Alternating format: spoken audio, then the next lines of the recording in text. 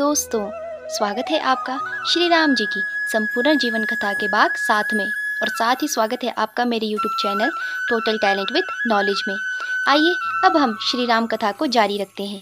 मेघनाथ अपने पिता रावण के पास जाता है और बताता है कि विभीषण के कारण आज उसका यज्ञ अपूर्ण रह गया। वह रावण से कहता है कि जिस प्रकार विभीषण को मारने के लिए उसके द्वारा चलाए गए यमास्त्र को लक्ष्मण ने तेजहीन किया, उससे ऐसा आभास होता है कि वह कोई मानव नहीं है, अवतार है।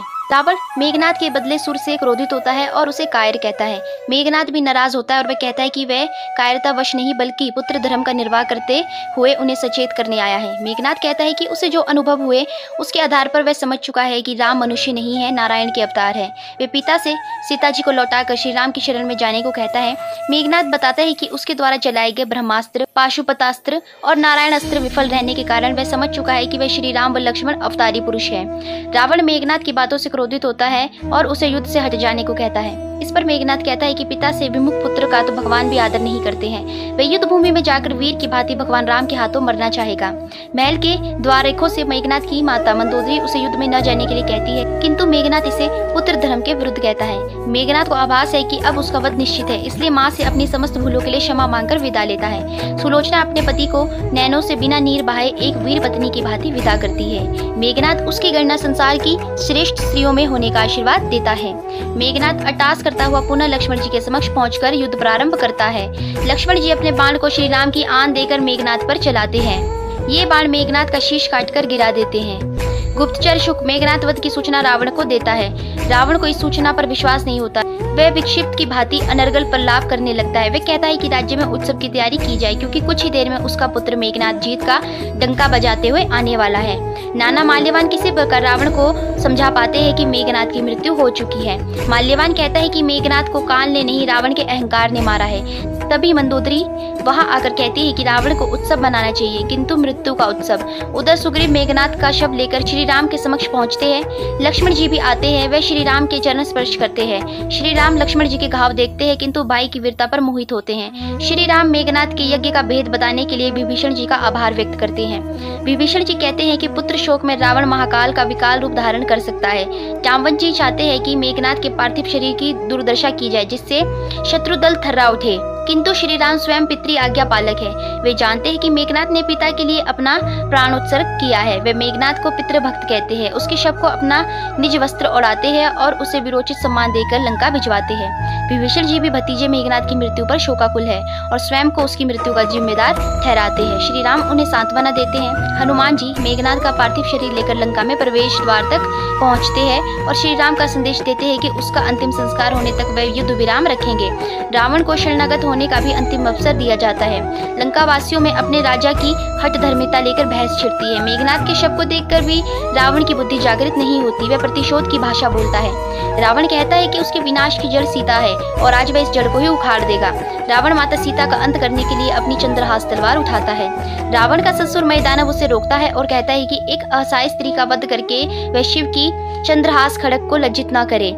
मय दानव ये भी कहता है कि एक राजा का उत्तरदायित्व है कि वह प्रजा को संहार से बचाने के लिए शत्रु से संधि कर ले, किंतु रावण स्वयं अकेले युद्ध भूमि में जाने की घोषणा करता है। उधर महर्षि अगस्त्य समुद्र तट पर श्री राम के पास पहुंचते हैं। महर्षि कहते हैं कि अब महासंग्राम आरंभ होने वाला है। रावण युद्ध से पहले तांत्रिक यज्ञ द्वारा अपनी समस्त शक्तियों का आह्वान करने वाला है, इसलिए दैवीय प्रेरणा से वह श्री राम को आदित्य हृदय मंत्र के रहस्य बताने आए हैं। महर्षि अगस्त्य श्री राम को आदित्य हृदय स्त्रोत आत्मसात कराते हैं। रावण भी अपने आराध्य भगवान को प्रसन्न करने के लिए शिव स्त्रोत का पाठ करता है। वह ब्रह्मदेव से वरदान में प्राप्त अभेद्य कवच धारण करता है। मंदोदरी कहती है कि सती स्त्री के श्राप किसी भी दिव्य कवच को भेज सकते हैं और सीता एक महासती स्त्री है। वह माता सीता के श्राप से डरते हुए उन्हें श्री राम को सादर लौटा दे। रावण इसे मंदोदरी का सौत्य दोहा कहता है। रावण कहता है कि अगर राम मानव है तो आज वह उसके हाथों मारा जाएगा, और यदि राम भगवान है तो रावण का वध करने में उसकी जितनी ख्याति होगी उतनी ही ख्याति युग युगांतर तक रावण की भी होगी। तीनों लोक और तीनों कालों में राम रावण का नाम एक साथ लिया जाएगा। रावण मंदोदरी से कहता है कि उसकी मौत पर निष्फल शरीर के लिए शोक न किया जाए। मरता वही है जिसकी कीर्ति मर जाती है। रावण की कीर्ति दिग दिगांतर में अमर रहेगी। रावण अमर रहेगा। रावण रथ पर आरूढ़ होकर अपनी सेना को जोश भरा संबोधन देता है है और कहता है कि आज राक्षस जाति के सामने अपना गौरवशाली इतिहास लिखने का समय आ गया है। जो उत्सर्ग के लिए तैयार है वे वीर सैनिक उसके साथ आए। सैनिक रावण की जयनाद करते हैं। श्री राम अपनी वानर सेना में जोश भरने के लिए संबोधन देते हैं और ऐलान करते हैं कि आज उनका पराक्रम तीनों लोग देखेंगे। रणभूमि में रावण अपने धनुष की टंकार से श्री राम को चुनौती भेजता है। रावण रणभूमि में उतरता है। रावण की तैयारियों को देखने के उपरांत विभीषण जी का मन तमाम आशंकाओं से घिरता है। वे श्री राम से कहते हैं कि रावण कवच धारण कर रथ पर आरूढ़ है, जबकि श्री राम कवच विहीन, रथ विहीन और नंगे पांव हैं। वे किसी भांति पराक्रमी रावण का सामना कर पाएंगे। तब मर्यादा पुरुषोत्तम श्री राम कहते हैं कि मनुष्य को जीत के लिए लोहे और लकड़ी से बना रथ नहीं चाहिए। जीत के लिए आवश्यक रथ के पहिए शौर्य और धैर्य के बने होते हैं। सत्य और शील जिसकी दृढ़ पताका और ध्वज है। बल, विवेक, दम और परोपकार ये 4 घोड़े हैं जो क्षमा, दया और क्षमता रूपी डोरी से रथ में जोड़े गए हैं। ईश्वर भजन उस रथ का सारथी है और गुरुजनों का पूजन अभेद्य कवच है। ऐसा धर्ममय रथ जिसके पास हो वे अजय शत्रु को भी जीत सकता है। रावण का रथ वानर सेना को क्षति पहुंचाते हुए आगे बढ़ता है। हनुमान जी और अंगद जी भी उसे बहुत देर तक रोक नहीं पाते। लक्ष्मण जी बड़े भाई श्री राम से आज्ञा लेकर रावण के सामने आते हैं। रावण लक्ष्मण जी के कई प्रहारों को विफल करता है। तब श्री राम स्वयं रण में आते हैं। श्री राम रावण से कहते हैं कि वह अपनी वीरता काफी बखानता रहा है, अब वह इसे करके भी दिखाए। श्री राम रावण मोह और मृत्यु का भय त्याग कर युद्ध आरंभ करते हैं। एक और धर्म पथगामी श्री राम है तो दूसरी तरफ कामी फलकामी रावण है। सत्य और असत्य के बीच महासंग्राम में निर्णय की घड़ी आन पड़ती है।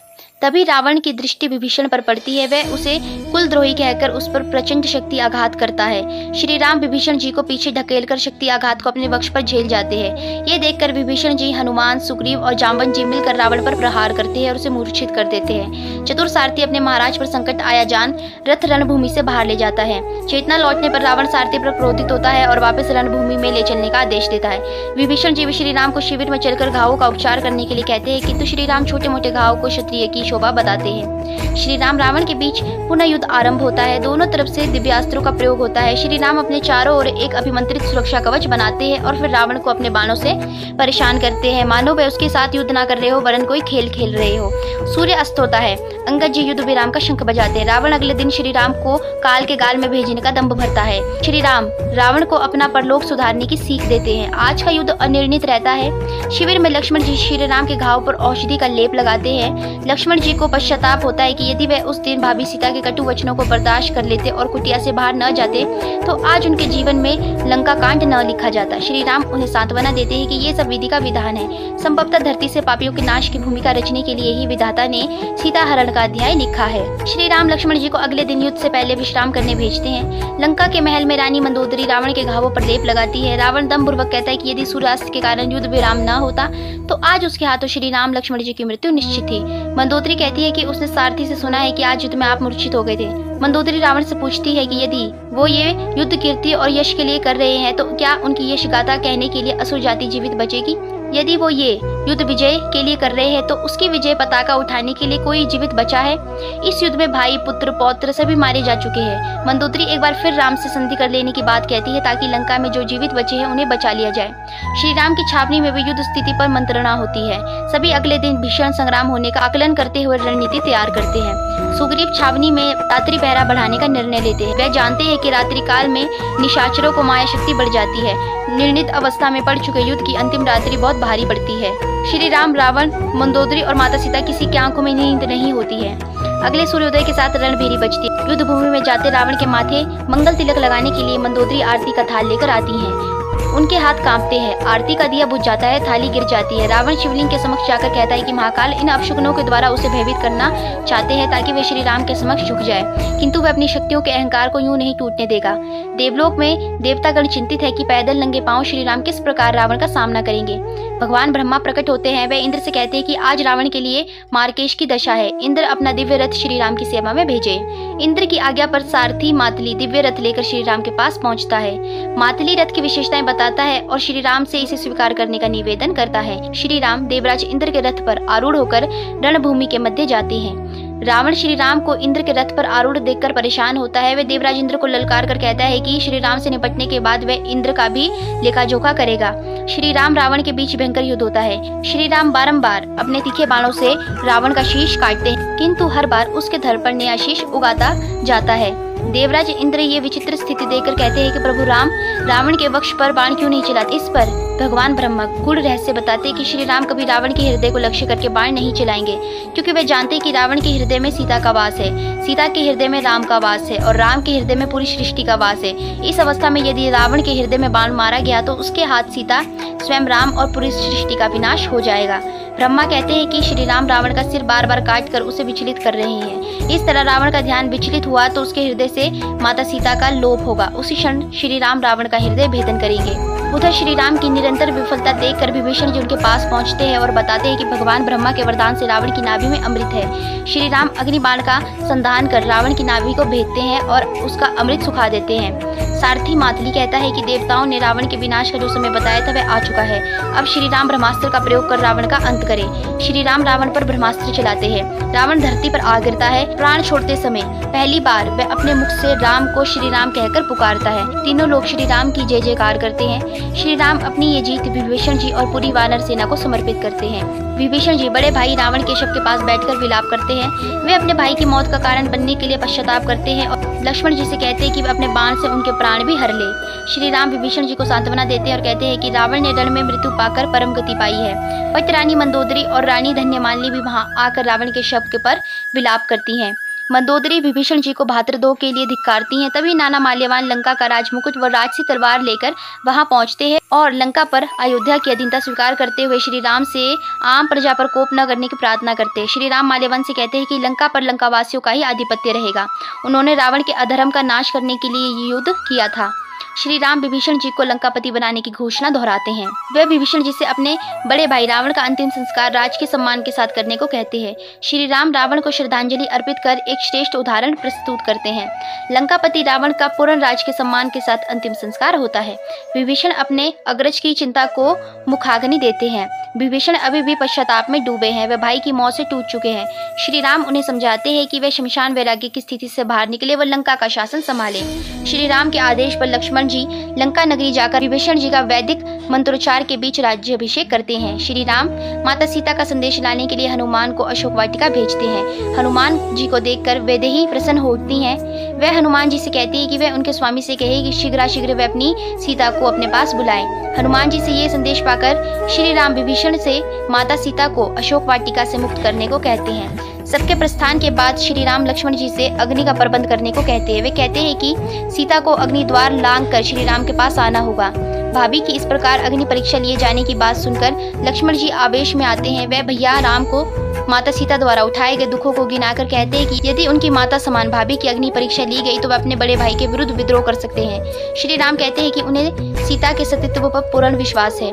यहाँ श्री राम लक्ष्मण जी के समक्ष एक बहुत ही बड़े रहस्य का खुलासा करते हैं। वे कहते हैं कि यदि रावण असली सीता को हाथ लगाता तो उसके परम तेज से रावण के हाथ जल जाते। श्री राम बताते हैं कि पर्णकुटी वास के दौरान एक दिन जब लक्ष्मण जी वन में लकड़ी लेने गए थे तब उन्होंने सीता से कहा कि उन्हें नरलीला करनी है। श्री राम ने माता सीता को अग्निदेव के संरक्षण में रहने के लिए कहा। माता सीता ने अग्नि प्रज्वलित की और उसमें प्रवेश कर गई। श्री राम के पास माता सीता का प्रतिबिंब रह गया। रावण इन्हीं छाया सीता को हरकर ले गया था। अब श्री राम छाया सीता को अग्नि में प्रवेश कराकर असली सीता वापस लाना चाहते हैं। तभी कोलाहल गूंजता है। हनुमान जी माता सीता की पालकी लेकर आते हैं। वानरों में माता सीता के सबसे पहले दर्शन करने के लिए होड़ मचती है। माता सीता पालकी से उतरकर धीमे पग से श्री राम की ओर बढ़ती है। ये मनोरम दृश्य देखने के लिए आकाश में देवता भी आतुर है, किंतु श्री राम माता सीता को रुकने और पहले अपनी शुद्धता का प्रमाणित करने के लिए अग्नि परीक्षा देने को कहते हैं। माता सीता लक्ष्मण जी को पावक की व्यवस्था करने को कहती है। लक्ष्मण मंत्रों की अग्नि प्रज्वलित करते हैं। माता सीता अग्निदेव को प्रणाम कर कहती है कि यदि मैंने सच्चे मन, कर्म और वचन से अपने हृदय में केवल अपने पति का वास रखा है और किसी और पर पुरुष का विचार भी मेरे मन में नहीं आया हो तो अग्निदेव श्रीखंड के समान मेरी शुद्धता प्रमाणित करे। माता सीता अग्नि में प्रवेश करती हैं। अग्नि की ज्वाला में छाया सीता का लोप होता है और अग्निदेव असली सीता को लेकर प्रकट होते हैं। श्री राम माता सीता का पुनर्मिलन होता है। श्री राम माता सीता की जोड़ी देखकर सूर, नर, मुनि सभी सुखी होते हैं। भगवान ब्रह्मा आकाश में प्रकट होते हैं। वे श्री राम से स्तुति पूर्वक कहते हैं कि अब वह समय आ गया है जब इस रहस्य को बता दिया जाए कि आप स्वयं भगवान नारायण हैं और अपने मानव रूप में लीला रचने के लिए अवतार लिया था। श्री राम कहते हैं कि हर प्राणी में ईश्वर होता है। इस समय भी वे स्वयं को दशरथ पुत्र राम मानते हैं। पुत्र द्वारा स्वयं का स्मरण किए जाने पर आकाश में दशरथ भी प्रकट होते हैं और कहते हैं कि राम यदि अवतार है तो वह उन्हें ये वरदान दे कि उन्हें सदा पुत्र रूप में प्राप्त होंगे। महाराज दशरथ कहते हैं कि राम के बिना उन्हें स्वर्ग के सुख भी नहीं भा रहे हैं। श्री राम, लक्ष्मण और माता सीता तीनों भावुक होते हैं। श्री राम पिता दशरथ से वरदान मांगते हैं कि वह उनकी माता कैकेयी को दिया हुआ अपना श्राप वापस ले ले। श्री राम विनती करते हैं कि पिताश्री उनकी माता कैकेयी और भाई भरत पर प्रसन्न हो। राजा दशरथ अपना श्राप वापस लेते हैं। अब श्री राम को अगली चिंता भरत की है, क्योंकि भरत ने उनसे कहा था कि यदि 14 वर्ष के बाद उन्होंने अयोध्या वापस आने में 1 दिन की भी देर करी तो वे अपने प्राण त्याग देंगे। विभीषण जी रावण का पुष्पक विमान श्री राम की सेवा में प्रस्तुत करते हैं, जो मन की गति से उड़ता है। सुग्रीव जी व जाम्बवन जी की इच्छा पर श्री राम सबको अयोध्या लेकर जाते हैं। पुष्पक विमान से अयोध्या वापस जाते समय श्री राम मार्ग में भरद्वाज मुनि के आश्रम में उतरते हैं। वे आश्रम में प्रवेश करने से पहले हनुमान जी को सूचना देने भरत जी के पास नंदीग्राम भेजते हैं। श्री राम को अपने मित्र निषाद राजगुह को दिया वचन भी याद है।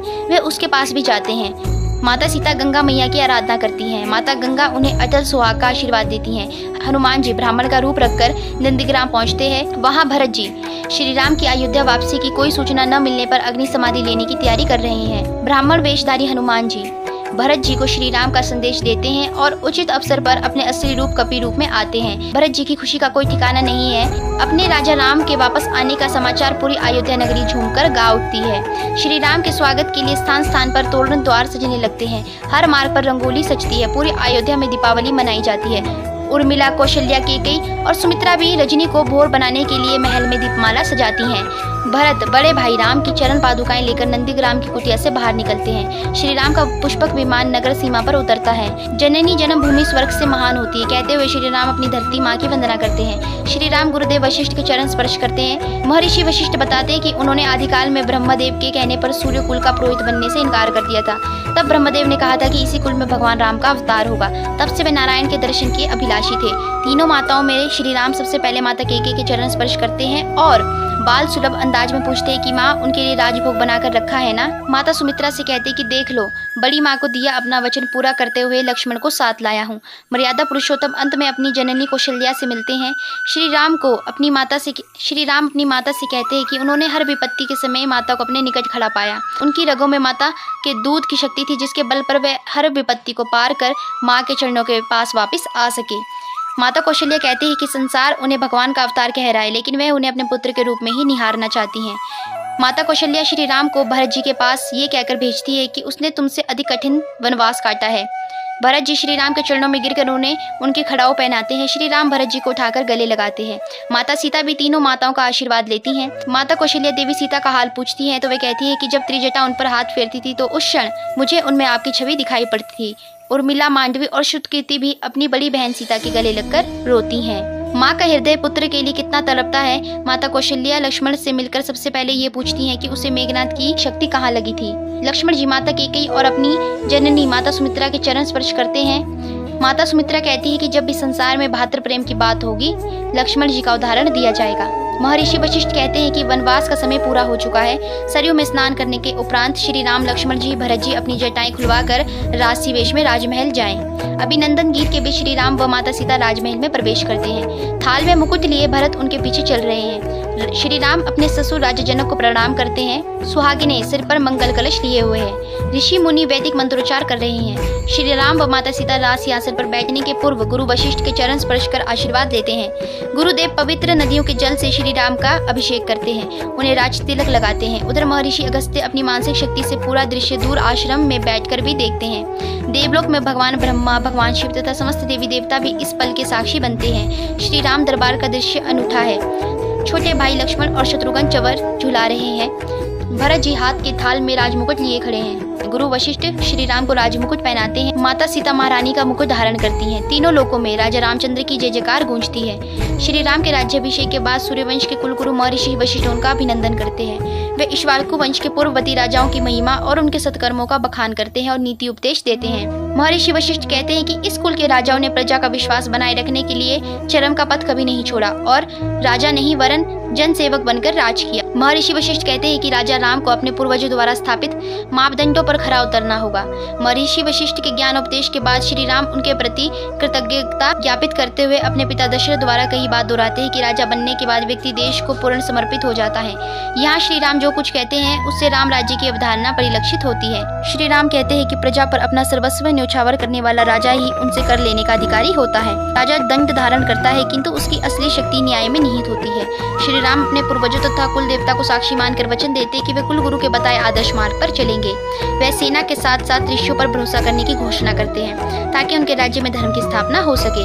वे नीति मार्ग पर चलने का परामर्श पाने के लिए अष्ट मंत्रिमंडल की स्थापना करते हैं। वे प्रजा हित में परिवार का त्याग करने की भी घोषणा करते हैं। श्री राम के इन वचनों को सुनकर पूरी राज्यसभा उनकी जय जयकार करती है। राजा राम भरत जी के आह्वान पर रावण के विरुद्ध अयोध्या में एकत्र होने वाले आर्यवर्त के अन्य राजाओं, निषाद राजगूत तथा लंका पर चढ़ाई करने वाले किष्किंधा नरेश, सुग्रीव, जांबवंजी व लंका के नए राजा विभीषण जी को उपहार देते हैं। श्री राम अपने ससुर राजा जनक के आशीर्वाद स्वरूप आगमन पर कृतज्ञता व्यक्त करते हैं। राज्यसभा के एक कोने में हाथ जोड़े खड़े हनुमान जी पर माता सीता की दृष्टि पड़ती है। वे अपना निजी हार गले से उतार कर उन्हें देने के लिए श्री राम को सौंपती है।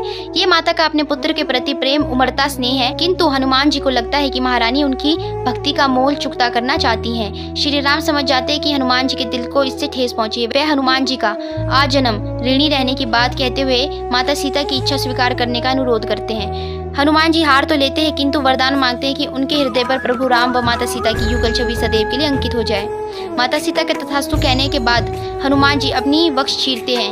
वहाँ श्री राम और माता सीता की अनमोल छवि विराजमान होती है। स्वर्ग से देवी देवता भी इस दृश्य को देखकर आनंदित होते हैं। श्री राम हनुमान जी को गले लगाते हुए कहते हैं कि वे अपने भक्तों के सेवक है, स्वामी नहीं। अयोध्या के मार्गों पर राजा राम की शोभा यात्रा निकलती है। प्रजा स्थान स्थान पर उनका भव्य स्वागत करती हैं, पुष्प वर्षा करती हैं, मंगल गीत गाती हैं, स्त्रियां आरती उतारती हैं। अपने राजा के दर्शन पर सभी परम आनंदित होते हैं। श्री राम भार्या सीता व भाइयों समेत महल में पहुंचते हैं। वे अपनी गुरु माता, तीनों माताओं तथा सास से आशीर्वाद प्राप्त करते हैं। तत्पश्चात श्री राम व माता सीता अपने पूर्वजों के कक्ष में जाते हैं। श्री राम अपने स्वर्गवासी पिता दशरथ की प्रतिमा के समक्ष खड़े होकर प्रार्थना करते हैं कि वे उन्हें पथ भ्रष्ट होने से बचने का आशीर्वाद प्रदान करें। श्री राम अपने समस्त पूर्वजों की प्रतिमाओं को भी प्रणाम कर उनकी श्रेष्ठ परंपराओं का पालन करने का वचन दोहराते हैं। श्री राम व माता सीता महल के समस्त सेवक सेविकाओं को वस्त्र वितरित करते हैं। श्री राम मंथरा के वहां न होने पर उससे मिलने उसके कक्ष में जाते हैं। अपने अपराध बोध से ग्रस्त मंथरा पिछले 14 वर्षों में अपने कक्ष से बाहर नहीं निकली।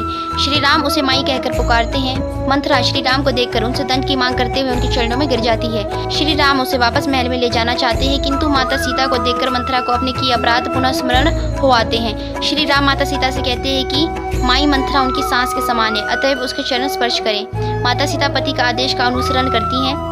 मंथरा भावुक होती है। नभ से ये दृश्य देखकर देवर्षि नारद श्री राम की उदारता के समक्ष नतमस्तक होते हैं।